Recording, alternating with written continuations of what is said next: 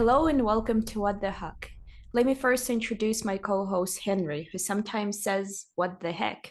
And this is my co host, Safie, who sometimes says something else. Now, Safie, we have an excellent guest planned for us and a very fascinating topic. Why don't I have you tell us who our guest is, since you were the one who asked me if we could bring her on? Uh, yes, sure. Um, I'm very happy that we brought on Dr. Harriet Fraad, the host of multiple podcasts, which, well, I'm a big fan of, such as Capitalism Hits Home. It's not just in your head. Am I saying it Yes. right? Yeah. Um, and Yeah, I'm very thrilled to have this conversation with you, Doctor. Well, Yes. I'm really happy to be here and ready to go. So if you want to start with questions, ask me them, and I will do my best to respond. Sure. Just before I ask the first question, I just want to let the listeners know that Dr. Fraad is a well renowned psychotherapist, hypnotherapist, and one of the founding mothers of the women's liberation movement. So we have a very distinguished and esteemed guest here, and somebody who I've been, kind of friends with for several years Yes. now, but it's been a while since we've talked. So it's really, really nice Yes. to see you again, Dr. Fraad. Great to see you again and to meet you. So, So far away. absolutely. The first question that we have is, I guess, just to introduce the topic. So, when we had contacted you and we were throwing some different things that we were interested in talking with you about that you've been talking about on Capitalism Hits Home, one of the ones that stuck out to Safie was essentially the culture of mass murder in the United States. Now, this is something that Safie is a Russian, right? Yes, I am. And so when she hears things that are happening from the United States, it's always, is it really like this? And we see the statistics coming out of the United States about the level of mass murder and mass shootings that are taking place.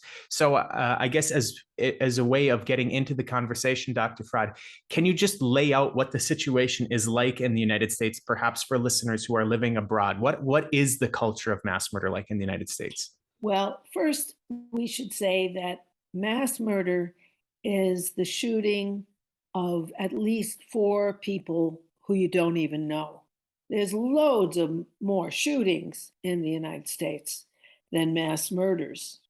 Mass murder, the victims are anonymous, but at least four. And mass shootings are just shootings where people have a grievance with someone at a party and come in and shoot up the party. Um, what's happening in the United States is that the American empire, which has been dominant since after World War II, the two victors were the Soviet Union and the United States. Ever since from then until I think Vietnam was the beginning when the United States lost the war in Vietnam. We lost part of the war in Korea because Korea was divided instead of became a sympathetic semi-colony of the United States.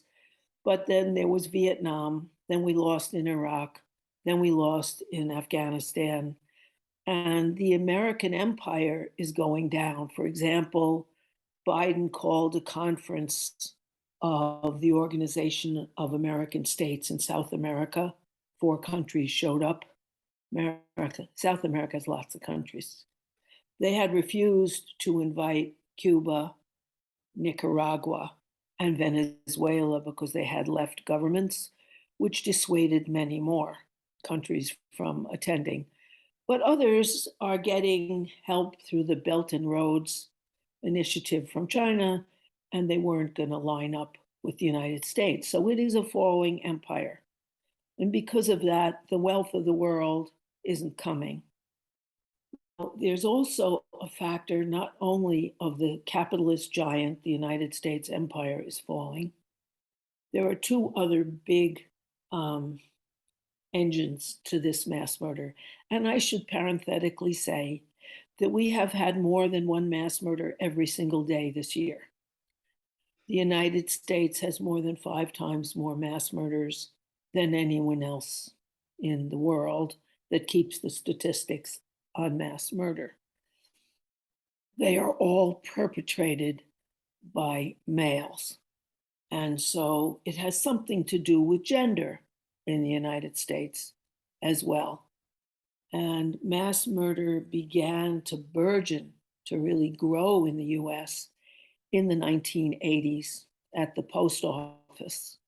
And it started growing there because there's a very good book, parenthetically, called Going Postal by Mark Ames, because it started there because the post office, which used to promote people from within its ranks, people who knew what it was like to be a mail carrier and how that worked, and all the jobs within the postal service, which is the biggest. The postal workers are the biggest union in the United States, 300,000 members, and it's the most diverse. And what happened was under Reagan, who was trying to undo the New Deal, where the government was the savior to make government and big government the problem, he decided to put business school people in as supervisors in the post office that drove the people to the point where they were going insane. They were going postal, as the American expression says, and shooting up their places of work. But it's been growing ever since. And it's all males, so gender has a lot to do with it. And the psychopolitics of gender in the United States have a lot to do with this. Because starting in the mid 70s, when jet travel became much more easy, when we had faxes and computers, operating a factory overseas became much easier. And American manufacturing, which was the most unionized site in the United States, found it more profitable to relocate in places like China, Pakistan, Bangladesh, where workers, the best paid were the Chinese, $3, I think, and 19 cents an hour, and down from there to the 99 cents an hour. In Pakistan, that was much more profitable. Plus, they saved a lot more money on ecological measures. In the United States, they would have had to have some responsibility for what they did to the environment and what they did to their workers' health. Those constraints on capitalism were not in place. And so the well-paid jobs of men in a nation where white men were economically the primary earners, there were two markers of masculinity. One is the ability to have a good job. And that might mean a manufacturing job, but in which you were well paid and had some prestige in the community, working for X factory or Y factory, and where you had seniority, and chances are you had a pension from which you could have the dependent labor of a dependent wife and children who could count on support for life.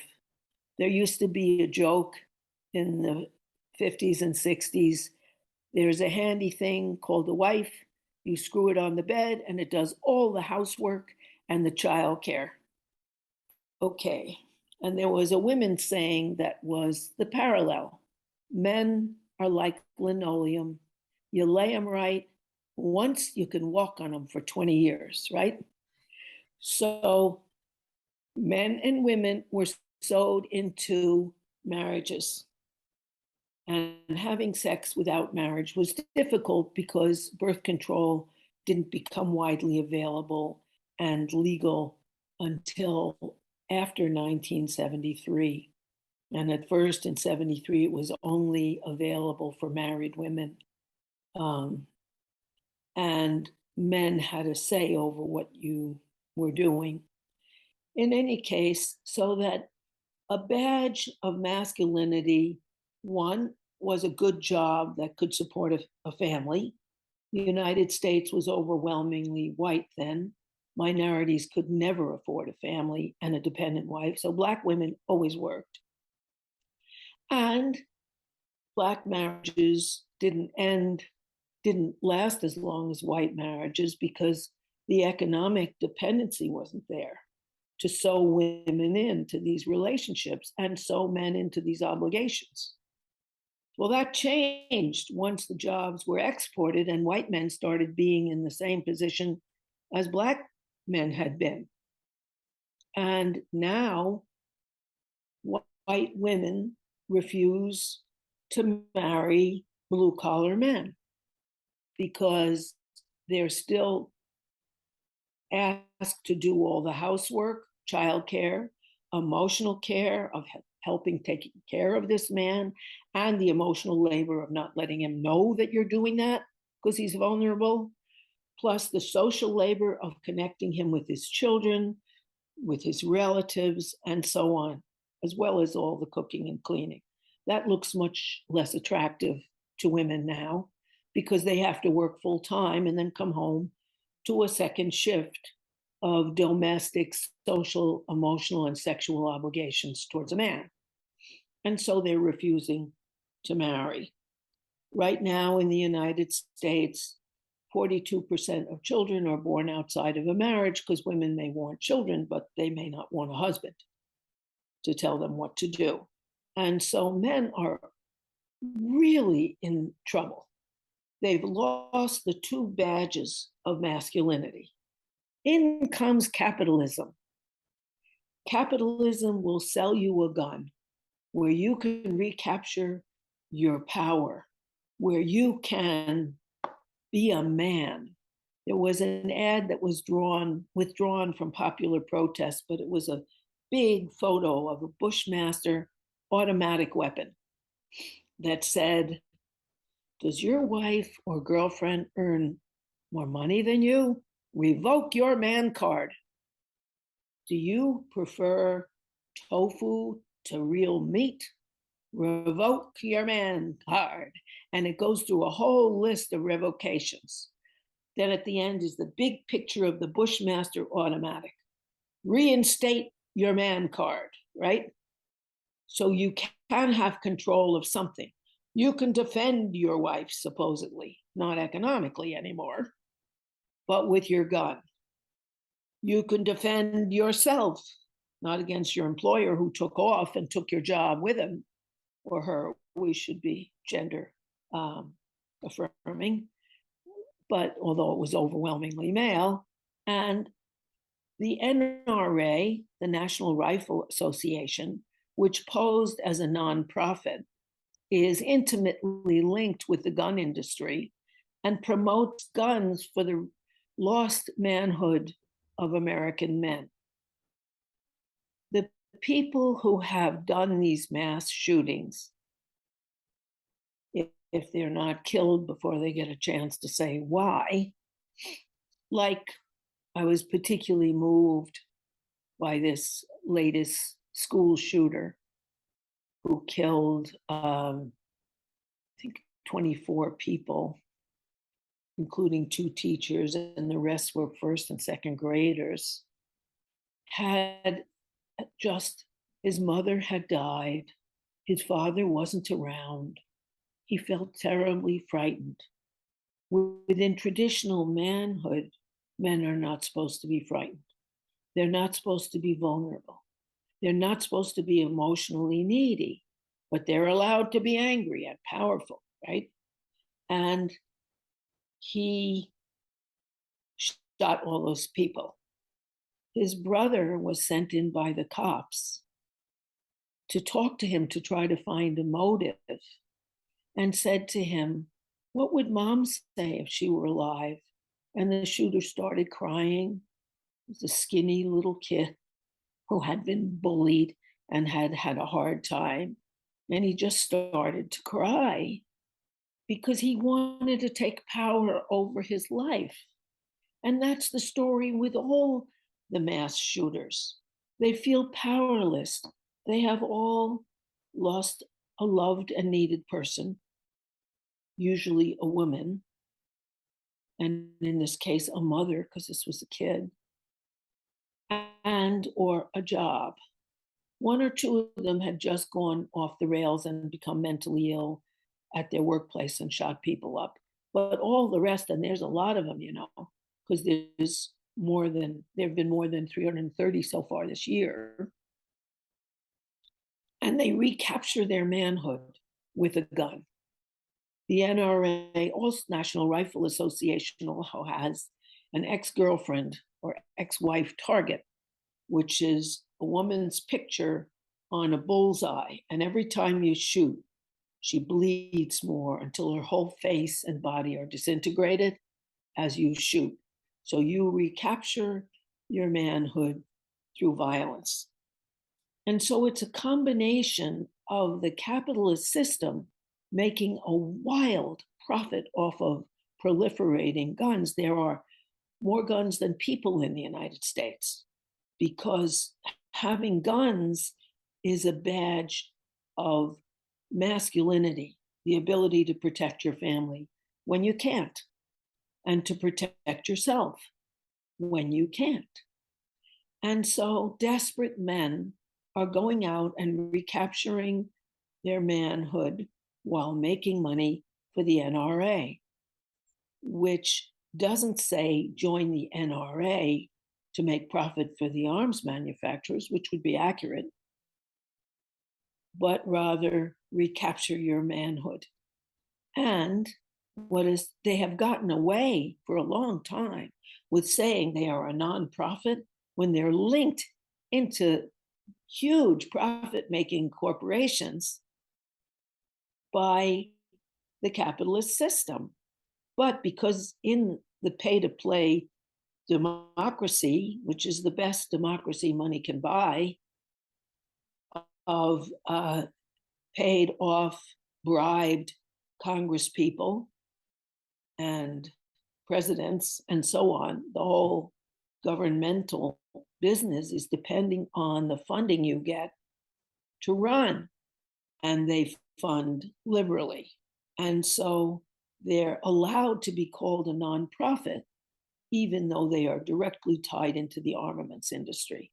And so it's a combination of capitalism's abandonment of its male white workforce, because the racism and sexism of the 50s and 60s and before that meant it was the best paid jobs were reserved for white males. Women were paid slightly more than half of what men were paid and were unable to support themselves, no less dependent children on what they got from jobs then. So that's what's happened, a combination of capitalism, gender, race, and the corporate American empire that has both emasculated men within traditional terms and given them a chance to buy back their masculinity through weapons. And that's why they haven't even been able to stop the sale of automatic weapons. And so men and adolescent males are given guns and use them when they are feeling terrible about themselves and want to recoup their manhood and their power at the mouth of a gun. That is a very saddening intersection of all of those things that you just mentioned as a cause of what's been happening in the US. And you also briefly touched on school shootings in your response, and that is exactly where I would like to lead us now, because I right before recording, I rewatched some of your episodes about school shootings and just mass murders to remind myself of them. And as you said, the recapturing of manlyhood plays an immense role in them. Huge. Since I'm not sure, I'm going to go out on a limb and say that all mass shootings, all school shootings are done by males. And yes. that brings me to a question: why are girls exempt from that? because they can be bullied just like little boys do. Can I add Yes, something onto girls this can be question? bullied. Yes, of course. This is an excellent question, and actually is where I wanted to go to as well, because I think that it's important that the listeners understand that we're not taking a biological determinist stance on this issue. Although when you look at the statistics and you see all male, it's very tempting to immediately leap to a biological determinist position as to causation. But we also have to understand and really put at the forefront the social factors, the cultural factors at play here, which, as you mentioned, is something that she brought up in her last answer. And I think that this is important, that as we go into this next question that Safie asked about school shootings and how all of them are male and how girls are exempt from undergoing this violent mass murdering process as a result of the bullying that they experience at school, it's very important that we don't go into a retrograde biological determinist mindset and not think about the social and cultural factors, which, as any good socialist would say, these cultural and social factors are everything, right? These are the material conditions that you live under. That's right. And I think what happens is girls are more likely to commit suicide, although even more boys than girls commit suicide because they use guns, so they can't change their mind after they shot themselves in the head. But I think girls are brought up to be mothers. American girls get dolls. American boys don't get dolls. American boys get guns. If you go into a toy store in the United States, you have what you don't have in Europe. You don't have guns in the toy store in Europe. At least I've never seen them. And I go to toy stores because I'm interested. You have dolls, and girls are given sort of little kitchen sets and stuff that, because it's training in cleaning up. Now, girls increasingly know they're going to have to work to support themselves because men can no longer support women in the United States in 75% of the time. But there's a sense that women are nurturers, that women look to one another. They have done studies that when people are in a dangerous situation, they have two responses, fight or flight. But those were only males they tested. When they did those same studies on females, they had fight, flight, or connect. Because women are taught that if you're in trouble, you ask for help. That's why there's a joke. Why did Moses wander the desert for 6 years? Because he wouldn't ask for directions. That's why, that women are taught that we're going to need help. We are not omnipotent, and we're not expected to be. If we're lost, we ask for directions from other people, connect with other people. And so that's also the gender training, that males are supposed to be self-sufficient. And when they are hurt, they're not supposed to cry on another boy's shoulder. If they try to, they'll be called an anti-homosexual name, like faggot, because interdependency and emotion are considered gay in the United States. They're not considered he-man qualities. And so these men that are in trouble, like one of the last school shooters was a guy whose mother was a violent drug addict who lived with another violent drug addict, and they kicked him out to live with his grandmother, who wasn't particularly understanding. He flunked everything but one course in school. He administered cuts to his face that anyone would have seen. And those students that said, who did that? He said, I did it, And obviously a kid in terrible trouble, and he was bullied, but, nobody helped him. And he couldn't go for help to whatever places that were indicated, or cry on any friends he had shoulders, because boys don't cry, you know? And so he was trapped and showed his manhood by killing several of his classmates, many actually. And so it's not a biological thing, it's a psychological thing. There's a big book on gender, which shows that there's no difference that's significant in the male or female brain. And also that when you're born, the brain is the size of a small fist or a small apple. And when you die, it's the size of a Nerf football. And everything in the human brain that builds that brain is begun with some social or emotional connection. And by the time a child is 1.5 to 3 years old, they are committed to one gender role or another. You learn gender by the time you're 3, because once you're hot out of the womb, the nurse doesn't say, "Great, your baby looks like it's complete." They say, "It's a boy, it's a girl," right? And the nurses interact with the little bundle differently in the hospital. If it's a girl, they say, "Oh, you're so cute," and if it's a boy, "What a he-man," that you immediately start being enculturated,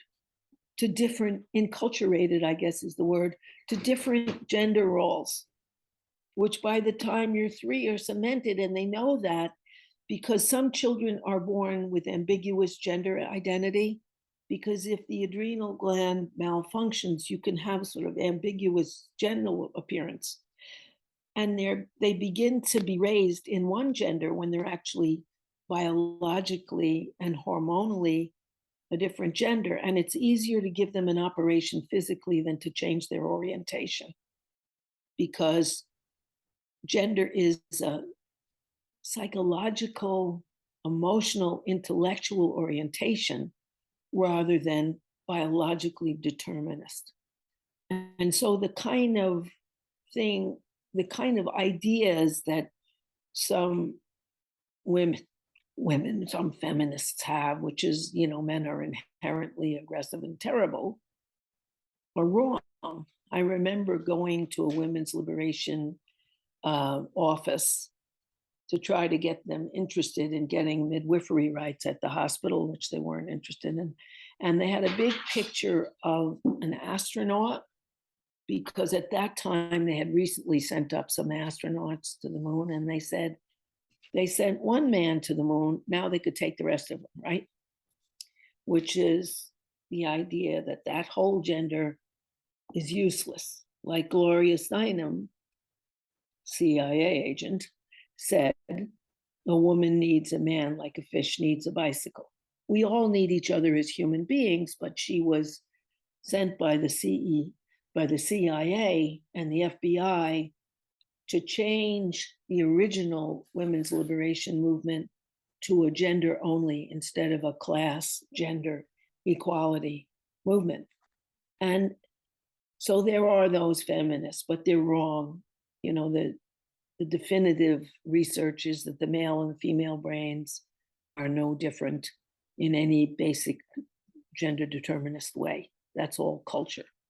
And so what you have is a confluence of the cultural messages with the NRA capitalist proliferation of guns, and the US is top in the world in weapons and not much else. And you also have a terribly insecure labor force of white males, because overwhelmingly these men are white, these shooters, which combine to create a mass shooting. Now, other countries have some mass shooters, but nothing like the United States. Other countries, people have guns, but not like the United States, not more guns than people in their country, because they don't have the constant sales of guns as a replacement for lost manhood. Hope that answered your question and didn't just wander all over. Thank you so much. Yes, it did answer my question. And I have a follow-up now. Good. Um, um, so I researched one particular school shooter who caught my attention. You brought him up in one of the episodes of Capitalism Hits Home. If I'm remembering his name correctly, it was Ethan Crumbly. Yeah, Yes. a very recent case. And then I went down my rabbit hole and researched him for a long time. And then I found out that he got a handgun for Christmas. And then his Yeah. mom took him to think to the accurate range to practice. And it startled me. I I still can't wrap my head around it. How come a 15-year-old kid gets a gun, a real gun for Christmas, and then he goes on to shoot people in his home school, and then his parents refuse to take any responsibility for it? You know, Right. can I tell you something? She's shocked that this kid got a handgun as a Christmas present when he was 15 years old. This is far from Rare. unique. Yeah. I of course I grew up in the Upper Peninsula of Michigan, which is incredibly rural. There's no cities there. The entire peninsula has 300,000 people, and it's bigger than a lot of states. But when I was growing up, we were shooting guns when I was about 8 or 9. I went bird hunting when I was 9 or 10 years old with my parents and my grandpa with a shotgun. We were shooting 22s out when I was 11 years old. So this is not unique. But yeah, I just figured I would throw that out there, that this is not a unique case in the United States. This is something that's very much the norm. Yeah, and you can feel like you're entering I guess, the environment of manhood when you get a gun. And Ethan Crumbly's parents bonded with him. Adam Lanza, who shot more than 20 people at Sandy Hook, his mother, the only activity they did together, he was homebound, which was pathetic because he had psychiatric problems, which were obviously not addressed. But he and his mother bonded by shooting together. That is a family bonding ritual. Ethan Crumbly's mother thought it was sort of cute that he had a gun. She did notice that one of the guns that he'd gotten an automatic early for Christmas, I think it was, and she noticed it was missing. So she sent a text to him at school. Ethan, don't do anything silly, LOL, lots of laughs, right? And although he had made pictures of bloodied people, and with a bubble letters saying help, nobody helped him. His parents wouldn't help him. They didn't take it seriously. And guns are not taken seriously by people who aren't actually shot, by a lot of people who haven't actually been shot. And they are a way of being accepted into the world of manhood. There's a very good book by Joe Bagent, Bageant, about his enculturation in the state of Virginia and working class family. And it's called Deer Hunting with Jesus. Because religion and hunting, these were big enculturating factors in his life. And that is part of the culture of the United States. And there is nothing out there on a mass level that interrupts it. You could see a bus going by with a picture of a Hollywood movie and somebody with a gun pointed at someone else's face saying, "Make my day," right? The powerful gun owner, not a man with a baby saying, "Make my day, honey, aren't you cute?" Nothing. That's woo. And films don't show that. They don't show male tenderness. They show male violence a lot. And they don't necessarily laud it, although there's a lot of praising of male violence in cowboy movies. Little kids, you see the wonderful cowboy shooting all those Native Americans. But, and there was a film called Manchester by the Sea about a man who is lost and ends up expressing it not by talking about it, but by getting into a lot of fights through violence, dealing with his emotions and refusing to talk to the wife who left him when she says, "Can we talk about this?" No, instead he gets into fights. There is no real mass acculturation to tenderness on the part of males in the United States. That's a gender thing. And that combined with a capitalist promotion of guns and their exoneration in a corrupt pay to play, quote, democracy, end quote, is just deadly. It's So really deadly. I have a follow-up question on this because you mentioned that some of these school shooters had very obvious psychological issues, but their Yes. parents would just give them guns anyway as a way of, bringing them into the masculine He-Man culture. But I think that this speaks to two things, actually, and they both relate to the fact that men in the United States, particularly men, of course, it affects all genders, but particularly men don't go to therapy when they need to. I mean, it's actually become a bit of a meme online. They'll have men would rather, and then some outlandish thing, than go to therapy. Like men would rather found a space company, a private space company, and try to colonize Mars than go to therapy. Of course, this is making fun of Elon Musk, but this is like a very common That's thing. right. But it's true because men don't go to therapy, and there's a couple of reasons for that. And the two that stand out the most to me is one, again, culture, and the other one is economic. Therapy is not cheap in the United States, particularly if you have ongoing psychological needs. You need ongoing treatment for these sorts of things.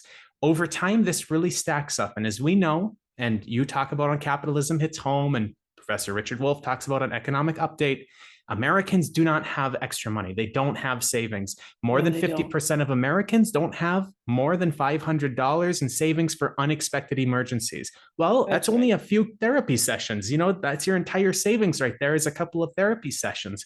What if you have to go for an extended period of time? This is one big problem, is that therapy is not accessible to many, Americans in general, but we're talking about men right now. And then the other factor is culture. When men go and talk about their problems, whether it's to a friend or to a loved one, or whether it's to, a psychologist, a therapist, when they talk about these sorts of things, they're not thought of as masculine, which actually feeds into that feeling of inferiority. They've had their man card revoked. So it's like a vicious cycle. They don't talk to people to talk about their feelings, but when they don't talk about their feelings, these feelings just end up stacking up more. And if they do talk about these feelings, then they get sucked into the same sort of, the cycle of, I'm not a man enough. This is the whole thing that we were talking about driving these. Plus, therapy in the United States, at least, is administered by nice, well-meaning people who have no idea of the political and economic impact. So that's part of it. So the psych world attributes it to bad personal choices rather than a combination of personal choices, political environment, and economic constraints, So I think that's part of it. And also, therapy in the United States, like just about everything else, is a class event. A lot of really experienced, smart therapists don't even take insurance because you have to justify the treatment every few minutes and also give personal information to the insurer. And it's also a big pain in the neck because you have so much paperwork. So they get enough clients that they don't need to go through that, right? you also have to justify why you're not medicating people. If you want to go to a discounted therapy, you can go to therapy institutes that are training people and then get someone in training. And when her training or his training is over, too bad for you, honey. You have to pay for it. It's a pay to play democracy, and it's a pay to play therapy system. And although there are some avenues where you can get help, they tend to be expensive or inexpensive because they're administered by students who then drop you because they graduate. And so you don't get quality psychological care, even if by any chance someone in your family and you admitted that you needed it. And it's a class thing too, because a lot of wealthier people, the kind who do have more than 500 in savings, go to therapy. It's more accepted in among more prosperous people and professional people in the United States. Not that it's as acceptable for males as for females, but those gender roles are more flexible as you go up the economic ladder in the United States. And life gets better in a lot of ways for people. The possibilities expand as your pocketbook does. That's true. That's another constraint. Now, with some of these school shooters, if the school wanted to do something about A, the bullying, and B, the obvious signs of misery on the part of these children, they could talk to the school counselor whose job is to find them help. But parents don't take it seriously, like the Crumbleys. The Crumbleys are actually facing legal problems because right after that they hid. They were so stupid that they parked their car in front of their hiding place. So they got caught, but they lived near Detroit, and they hid in a warehouse in Detroit, parking their car in front of the warehouse. And so they too are in legal trouble. But generally, the parents are not in legal trouble. And they often do give their kids guns and often give them to them early, an early Christmas or birthday present. Because they're saying, see, we're getting to be a man. You get a token of manhood. It's sick. Yeah. And we're reaping the bitter harvest in New York. And well, New York doesn't have mass shootings. We just have other shootings. Yeah. Shootings in the process of of robbery or something, or a dispute where someone disagrees with someone else who pulls out a gun, or somebody takes your parking spot or some other thing like that, because people are armed. And the Supreme Court, which is extremely right-wing, further right than the population, has now allowed concealed carry, so you can carry a gun and nobody even knows. Don't argue with this one, he's got a gun, and it can be over trivia, but the amount of upset and rage in the country is huge because people have, lost any protection. We have the most COVID deaths in the world. China has had 20,000 deaths. We've had over 1 million, the most in the world, because they won't close the airports. It would hurt business, And so people feel exposed.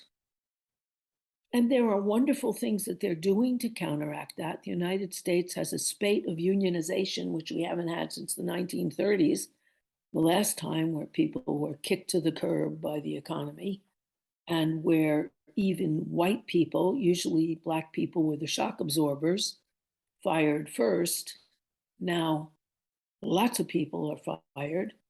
And 20 million Americans have opted out of the labor force, the legal labor force, because they just don't want to be disrespected or exploited. And they're unionizing. That's the positive side. The negative side is the right-wing support for racism, sexism, and violence. But, that's where we're at right now with capitalism's blessing selling guns.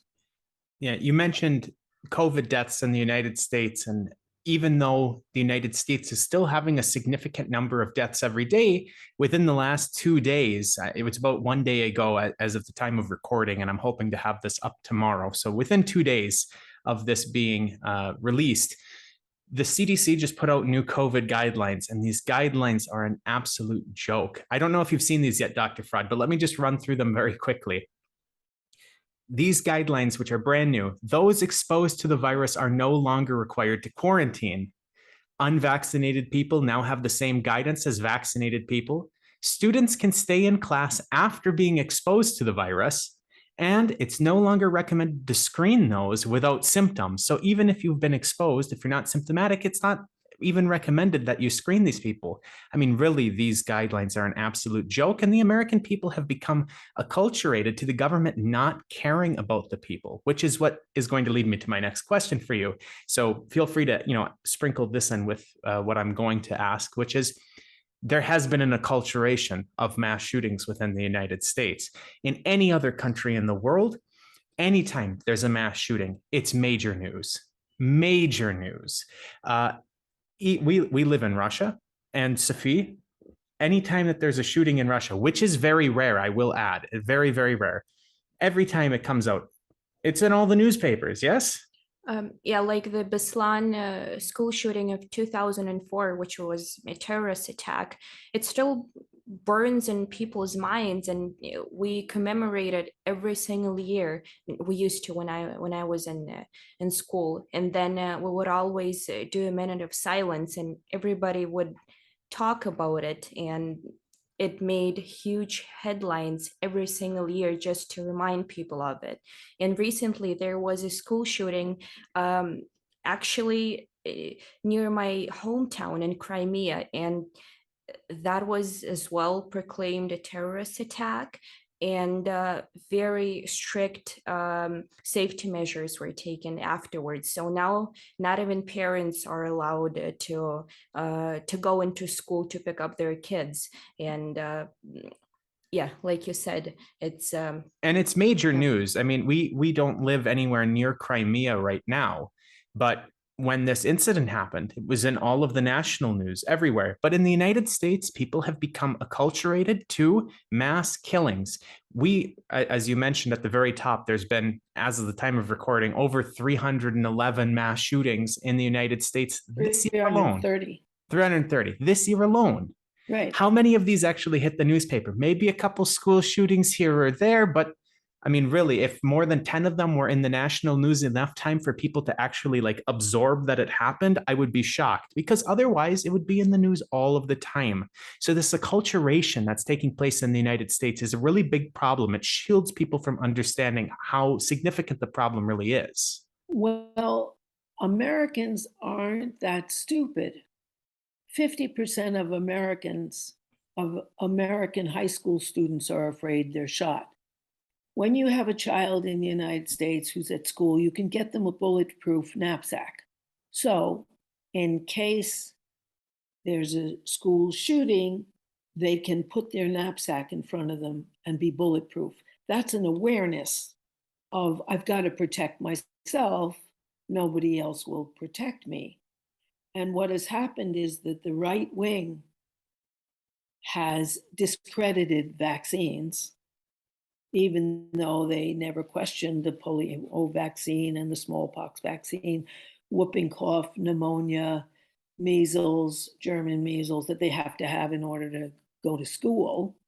They have questioned these things because they feel that the government and the big pharmaceutical companies are hurting them. And so they don't believe anything. And then the right wing takes advantage of that to push. And so those few protections aren't there. I mean, I'm a very social person. I wouldn't go on the subway in New York City anymore. I'm afraid. And when I walk in New York City, I'm not only watching out for whizzing bicycles going where they shouldn't, or cars, but I think, uh-oh, where's the crazy? You know, where's the person who would be likely to attack me? Because it isn't a, now I'm more aware than some, but the fact that 50% of high school students are afraid to be shot is huge in the United States. And they feel neglected because they are. In New Zealand, after the Christchurch shooting, Jacinda Ardern, and that was, they were shooting up mosques, and they shot an enormous number of people. She put on a headscarf. She said, "We are all in this together." And they banned gun sales. You know, that's a very different thing because their government is protecting them. That's why they don't, if you come from a country that has COVID, you have to be tested. And if you have any trace, you have to be quarantined before you're even allowed in. We don't have that because businesses suffer if people don't trust the public space. And therefore, you can eat inside a restaurant. Nobody, you know, we're friendly with some waiters who all wear masks. And one of them wears rubber gloves as well, because who knows who, you know, who's in there. But we are unprotected. And sadly enough, that lack of protection urges people to get guns. I'll protect myself, you know, I'll protect my family, you know, I'm the man. Because they do feel helpless, and they often are. I don't go to public gatherings anymore. I feel like it's a petri dish for COVID. You know, I'm not going. But people, mass demonstrations are not a bad idea. They're often a great idea. And people do need each other, and people do need to go on the subway. They can't afford a taxi in New York. And they need to go on the bus. And the bus driver needs his job. And so that's why we have the most COVID deaths in the world. We're utterly unprotected in order to keep business going. It's a capitalist nightmare. Yeah. And we are aware of it, Henry. People are aware of it in their behavior, but they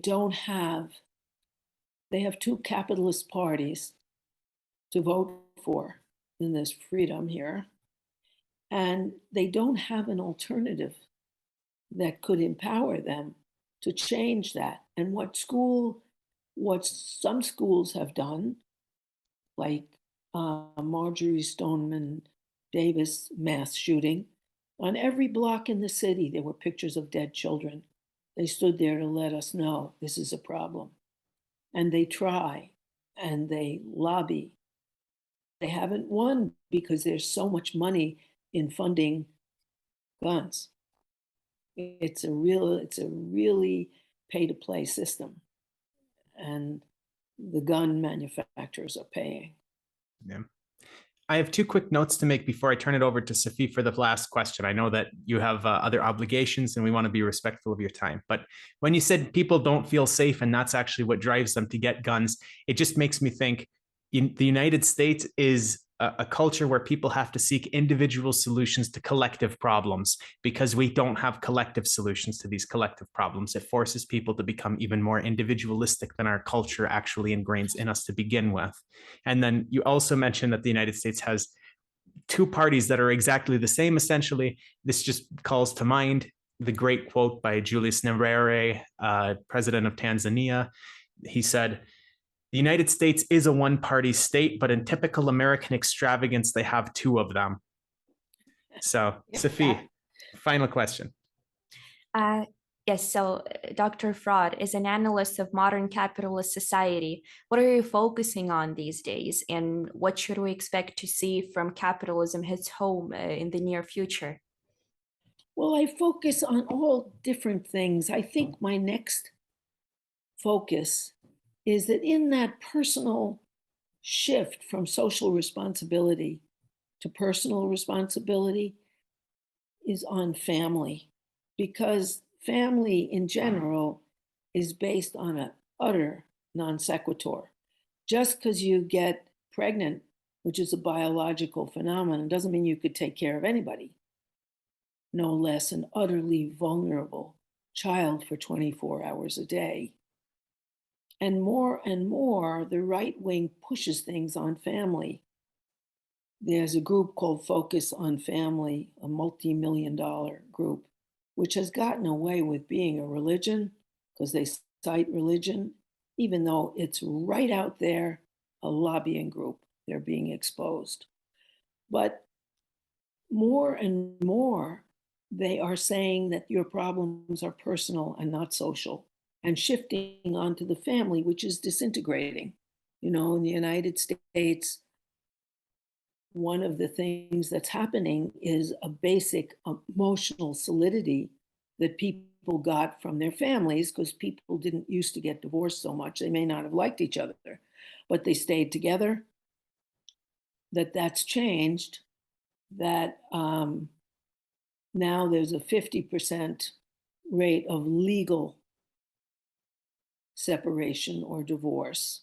And then there's between 15 and 25% of people who don't have assets to fight over or children that they're fighting over. And so they just split because it costs money to get a divorce, like everything else, right? And so they don't do it. And so you have the mass of people can't count on being married either. So that's another emotional support that's being withdrawn. And you have two parties that are both capitalist parties, but two different tendencies within capitalism. One is take it all, the Republicans, and oppress them all and make sure they can't rebel. And the others, no, give them a little something. And typical is they just finally passed the climate bill that they're touting. That climate bill has 1/7 the funds that were in the original bill proposed, and it allows fossil fuels to be getting some support and abandons people. You're stuck here. America is stuck. The poet Yeats has a line in his poem that says, "Things fall apart, the center cannot hold." The basic center of America, in which if you were white and in a family headed by a male, each family could do a little better than the one before, and you had a future. That's over. And marriage, the basic emotional staple. So that's the economic staple is gone, the emotional staple is gone, and people are lost and they don't have a national political voice. What they have is disparate movements around issues. In France, which is more progressive and has, you know, they really couldn't do the anti-communist job in Europe that they did in the United States, because the resistance to fascism was led by the communists in Europe. And so that, and when they threw, because in order to get Marshall Plan help, when they threw the communists out of the universities, they by and large went into the labor movement, which became very strong. So that's a very different picture. But Mélenchon has been able to unite under a socialist banner the movement for racial equality, the movement for gender equality, the movement for sexual choice, the movement for climate control, and all of those things together with every movement into a socialist force that just won the most parliamentary seats because they were united.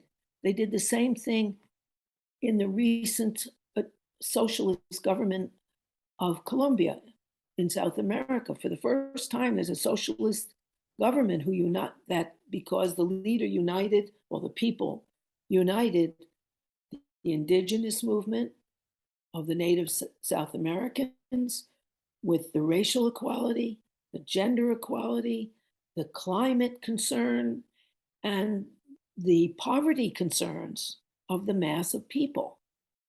And so, those, and the same thing happened recently in the victory in Chile, and the United States doesn't have that. When we do, we have a real chance to win because the mass of people are disenfranchised and desperate and terribly lonely. And the males in our country have a tendency to compensate for those terrible losses, social losses, with the power of a gun. Absolutely. Yeah. So Well, that seems like a good wrapping off point, and I have something else in 5 minutes, so it's good that it is. yeah, absolutely. So I So was really happy to meet you, Safie. Really, Likewise, really. it's a great honor to meet you, Dr. Fraad. Thank And you a so much for great coming honor to on. participate with wonderful Henry in this program. thank you, So Dr. thanks a Fraad. lot. Absolutely. Yeah, I'm always Listeners, happy to come back.